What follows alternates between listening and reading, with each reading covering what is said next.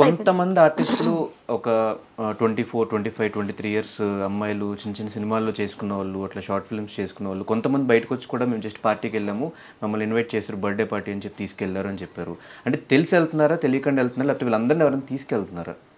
తెలీదండి, అది నాకు తెలియని విషయం. బట్ ఎవరైనా ఉన్నారేమో మీరు అనే, నాకు ఇప్పుడు అదే డౌట్ వస్తుంది. బట్ ఏంటంటే ఈ చిన్న చిన్న పిల్లలందరినీ ఆకర్షిస్తారండి. వీళ్ళకి సోషల్ మీడియాలో ఏదో 4 వీడియోల్లో రీల్స్లో పాపులర్ అవగానే సినిమాలో కనిపించాలను, అక్కడ ఉండాలని, ఇక్కడ ఉండాలని, ఎక్కడో పబ్బుల్లో పార్టీల్లో పరిచయాలు ఉంటే జనాలు పరిచయం అవుతారని, అక్కడికి అందరు వస్తారని ఇట్లా వెళ్ళిపోయి అడిక్ట్ అయిపోయి ఇలా పబ్బులకి వాటికి వెళ్ళి వాళ్ళతో వీళ్ళతో పరిచయాల కోసం వెళ్ళి వీళ్ళు బలైపోతున్నారు. పిల్లలు, ఆడపిల్లలు కానీ మగ పిల్లలు కానీ, వాళ్ళకున్న ఆ ప్యాషనే వాళ్ళని బలి తీసుకుంటుంది. అది కొంచెం బ్యాలెన్స్డ్గా ఏది కరెక్ట్ అని చూసుకొని చేసుకుంటే బెటర్. ఇలా వెళ్ళి ఇలాంటివి ఇరుక్కుంటే లైఫ్లు రూయిన్ అయిపోతుంది. తర్వాత అలవాటు అయిపోయి ఇంకా ఎలాగో మనం బ్యాడ్ నేమ్ వచ్చిందని డిప్రెషన్లోకి వెళ్ళి ఇంకా ఎక్కువైపోతుంది వీళ్ళ పని. సో తల్లిదండ్రులు బాధపడతారుగా. ఇది ఎలాంటివి కొంచెం సినిమా ఇండస్ట్రీకి రావాలంటే ఈ తాగుడులు, ఈ పబ్బులు, సోషల్ గ్యాదరింగ్స్కి వెళ్తేనే కరెక్ట్ అని నేను అన్నాను. మేము వచ్చినప్పటి నుంచి ఇప్పటిదాకా అప్పుడు ఇప్పుడు 24 ఇయర్స్గా పబ్బుల్లో పార్టీల్లో వెళ్ళి చేస్తేనే ఇండస్ట్రీలో పేరు రాలేదు.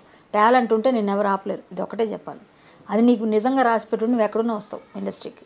వచ్చావా, నీ పని నీకు నిజంగా ఇక్కడ ఇది ఉందో చేసుకోవాలి అంతే. కానీ నేను అబ్జర్వ్ చేసిన ఇన్ఫ్లుయెన్స్ చేసే వాళ్ళు ఎక్కువ ఉంటారు పక్క నుంచి, ఇట్లా వెళ్తే డబ్బులు వస్తాయి, ఇట్లా అదేనండి, అదే నమ్మకూడదు అంటున్నా. ఇన్ఫ్లుయెన్స్ చేసే వాళ్ళని ఇప్పుడు మన పక్క నుండి మన గోతులు తవ్వుతున్న వాళ్ళు ఎవరో మనం తెలుసుకోగలిగితే మనం రీచ్ అవుతాం మన గోలు.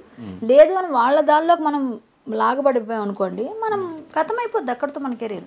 సో అదే మనం బ్యాలెన్స్ చేసుకోవాలి, అదే కదా తెలియాల్సింది. ఇప్పుడు బాగుపడేవాడికి ఎప్పుడు ఎవరు చెడపలేరండి, చెడిపోవాలనుకున్న వాడికి ఎవరు బాగుపెట్టలేరు. కాబట్టి మనం ఏదైనా మన చేతిలో ఉంది. అన్నీ మనం తల్లిదండ్రులు మనం పెంచారు, పెద్ద చేస్తున్నారు, చదివిస్తున్నారు, డబ్బులు బట్టలు అన్నీ ఇస్తున్నారు. వాళ్ళని బాధ పెట్టే పని నువ్వు చేయకూడదని నీకు బుద్ధి నీకు ఉండాలి. వాళ్ళు నాకు ఇచ్చారు, నేను వాళ్ళు నిలబడాలి, వాళ్ళకి గర్వంగా చెప్పుకో. ఇప్పుడు పార్టీలో దొరికిందండి, డ్రగ్స్ తీసుకుందండి మీ అమ్మాయి అంటే వాళ్ళకి బాగుంటుందా? అబ్బాయి తీసుకున్నాడంటే బాగుంటుంది తల్లిదండ్రులకి? అయ్యో ఇదేరా నేను పంపకం వాళ్ళు బాధపడతారా? అది నువ్వు ఇవ్వకూడదు. వీలైతే నా కొడుకు చాలా మంచి పొజిషన్కి వచ్చాడు, నా కూతురు మంచి, అది ఇవ్వు. అది నువ్వు ఇవ్వాల్సి, నువ్వు రుణం తెచ్చుకుంటే. ఇలాంటివి కాదు, ఎవడో చెప్తాడు కోనికిసుక గొట్టంగాడు, అందరూ చెప్తాడు ఆడికి ఏదో మందు పోయించాలి కాబట్టి నీ దగ్గర డబ్బు ఉంటే రా మనం వెళ్దాం, మన ఇజ్జేద్దాం సూపర్ ఉంటుందని ఆడి నీకు గిలుతాడు. ఎందుకంటే ఆడికి డబ్బులు నువ్వు పెడతావు కాబట్టి. నువ్వు ఆ డబ్బులు నువ్వు పెట్టడం కలవు అన్నప్పుడు వరకు నీతో మాట్లాడు బాగానే, నువ్వు ఏ రోజు పెట్టలేవు ఆ రోజు నేను పే అంటాడు వాడు.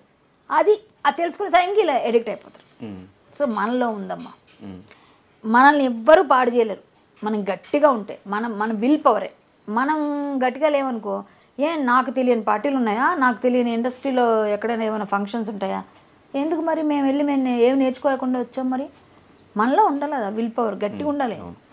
నేను నిన్నటి వరకు కూడా మీరు ఎక్కడున్నారు ఏంటో అసలు జనాలు కూడా మర్చిపోయారు. అసలు కళ్యాణ్ గారు ఏమైపోయారు, సినిమాలు చేయట్లేదు, ఎక్కడ కనిపించట్లేదు. ఎవరు చెప్పారండి? ప్రతి నెల మీకు లాస్ట్ మంత్ చూపించినా ఈ మంత్ చూపించినా ప్రతి నెల మీరు ఉన్నారు. అసలు నన్ను గుర్తుపెట్టుకోలేదు మీరు.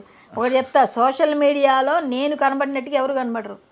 సోషల్ మీడియాలో చెప్పట్లేదు, సినిమాల వైజ్ కానీ బయట అట్లా. ఓకే, అదే ఓకే. సోషల్ మీడియాలో నేను హల్చల్ చేయకపోయినా జనాలు చేపిస్తుంటారు, నేను ఏం చెప్పినా.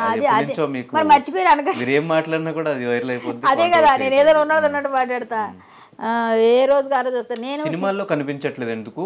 దానికి రీజన్ ఒకవేళ ఆ టైంలో మా ఎలక్షన్స్ చిరంజీవి గారికి కానీ ప్రకాష్ రాజ్ గారి ప్యానల్కి కానీ ఆపోజిట్గా నుంచోవడం అదేమన్నా రీజనా? ఏమోనండి నాకు తెలీదు. మరి విష్ణు మంచు గారు ఇవ్వచ్చు కదా, వాళ్ళే సినిమాలు చేస్తారు. కంపారిటివ్లీ అటు సైడ్ హీరోస్ ఎక్కువ ఉన్నారు కదా. ఏమోనండి, అలా ఎవరైనా తొక్కేస్తారని నేను అనుకోను. ఇండస్ట్రీలో అంత చిరంజీవి గారు అంత అంటే ఆయన చేస్తారని ఆయన చెప్తే అటు ఆపోజిట్ గా వెళ్ళినప్పుడు కొంత నెగటివిటీ మీ సైడ్ కూడా ఓకే అండి అనుకోనివ్వండి. ఇవ్వలేదు సినిమాలో, నేను సినిమా తీసుకుంటానండి. ఇవ్వద్దు నాకు, నేను సినిమా తీసుకుంటా. నా చేతనైంది, నా ఐఫోన్తో నేను సినిమా తీసుకుంటా. ఐఫోన్లో తీయొచ్చు కదా సినిమా, నిరూపించారు కదా. నా ఐఫోన్ ఉంది నా దగ్గర, హ్యాపీగా నేను సినిమా తీసుకుంటా. నా దగ్గర స్టోరీస్ ఉన్నాయి, నేను మంచి డైరెక్టరు, ఫ్యూచర్లో మీరు తెలుసుకుంటారు. సో నేనేమంటానంటే ఎవరు ఇచ్చినా ఇవ్వకపోయినా టాలెంట్ ఉంది కాబట్టి నేను మంచి క్యారెక్టర్స్ చేయాలనుకుంటున్నాను. నా క్యారెక్టర్స్ మంచివి రావట్లేదు కాబట్టి నేను చేయట్లేదు. జనాలు వాళ్ళు ఇవ్వలేదు, ఇప్పుడు అది కూడా అయ్యిందేమో నాకు తెలియదు. మరి నా వెనక ఏమైనా జరిగిందేమో నాకు తెలియదు. నాకు సినిమాలు అడుగుతున్నా, డబ్బులు కూడా నేను ఎక్కువ తీసుకుంటాను కాబట్టి ఇవ్వట్లేదేమో. నేనైతే డబ్బులే అనుకుంటాను. మరి మీరు అన్నట్టుగా ఎవరైనా దానికోసం దీనికోసం గ్రడ్జులు పెట్టుకున్నా అంత ఎవరు చేయరండి నా మీద, ఈ పిల్లప మంచిదే అని అనుకుంటారు. కానీ ఇంకా సీరియల్స్ అంటారా, డబ్బులు తక్కువ ఇస్తే నేను చేయనండి. నేను వర్క్ చేస్తాను, నాకు కావాల్సిన డబ్బు ఏమైనా అడుగుతా, నా పద్ధతి అంతే. ఆ డబ్బులు వాళ్ళు ఇవ్వట్లేదు కాబట్టి నేను అనుకున్నాను. కొన్ని అడుగుతూనే ఉన్నారు, ఇప్పటికి కూడా వస్తూనే ఉన్నాయి. మంచి డబ్బులు వస్తే చేస్తాను. నేను సినిమాలు లేకపోయినా ఏం లేకపోయినా హరికథ చెప్పుకున్నాను. ఒకటో రెండో కథలు చెప్తాను, నాకు హ్యాపీగా నా మెయింటెనెన్స్కి వెళ్ళిపోతుంది. హరికథలకి ఇప్పుడు కూడా అన్ని డబ్బులు అయ్యో నేను చెప్తాను అంటే మూవీ ఆర్టిస్ట్ కదండి నేను. ఓకే. సో బయటకు వచ్చి బయట వాళ్ళు కథ చెప్తే ఒక 10,000 15,000 ఇస్తే నేను 1,00,000 ఇస్తే కానీ చేయను. మరి లోకల్గా అయితే 50,000 నుంచి 70,000 ఇస్తే తీసుకు. మొన్నే ఆల్వాళ్ళలో చెప్పా శ్రీరామనవమి దగ్గర. నేను చెప్తున్నాను, నేను కథలు చెప్పుకుంటున్నాను, నేను మాట్లాడుతున్నాను. ఫేస్బుక్ మీరు ఫాలో అండి, నా ప్రోగ్రామ్స్ కనిపిస్తుంటాయి మీకు. నేను చేస్తున్నాను ప్రోగ్రామ్, అలా నాకు చేసుకున్నా నాకు ఏదో వెళ్ళిపోతుంది. లేకపోయినా ఏదో చిన్న స్టూడియో ఉంది మా తమ్ముడిది నాది కలిపి, దాని మీద వచ్చే ఆదాయం ఇలా వెళ్తుంది నాకు. రికార్డింగ్, డబ్బింగ్, ఎడిటింగ్, చిన్న సినిమా ఒకటి తీసాడు మా తమ్ముడు. సో మా ఊళ్ళో వచ్చిన అద్దులు వెళ్ళిపోతుంది నాకు మెల్లగా. అంతకన్నా నాకేం నష్టం లేదు. అండ్ నేను బెగ్ చేయను ఎవరిని. ఓకే.